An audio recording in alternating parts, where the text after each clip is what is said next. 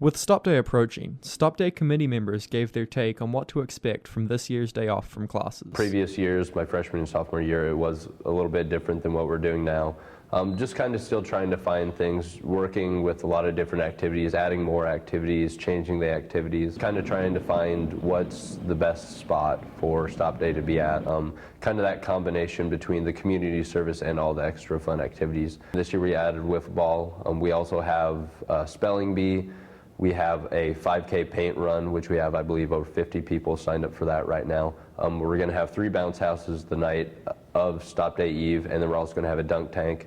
We're bringing back jello diving, which they used to do a long time ago. So we've added a lot of things back in, but we've also still kept the ones that people like basketball, volleyball, the canoe races, Don't Idle. Sometimes people like the activities or the things that we add. Sometimes they don't. So like if people don't like the wiffle ball idea, then we'll maybe change it to something else like dodgeball or something we had previous years.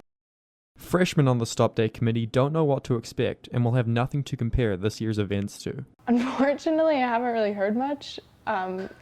And I think that's one of the issues with planning Stop Day is there hasn't been a lot of talk, so I don't really know what to expect. But I've heard it is a fun day, but I also unfortunately have heard that there's a lot of drinking and sometimes some issues occur with that. I think it's just different because the concert was a really big deal last year, and this year it's more focusing on community service and the activities and just kind of bringing it back to the relaxing atmosphere. The Stop Day committee has tried to resolve the issues surrounding the community service requirement of last year. I think they did fix the projects and make sure all of them were maybe better described. They got a lot more feedback from last year. Last year was the kind of like the trial run, and they got a lot of feedback back from the students as well as the businesses to kind of help make it more productive.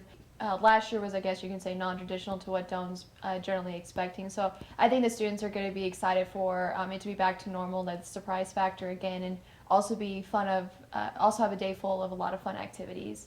Stop Day 2014 is part of a transition period and will ultimately be different from years past. I don't think any of the Stop Days right now are failures at all, just because they are transition periods. So of course last year was completely different than what has went on in previous years, and it's just because we had to change it.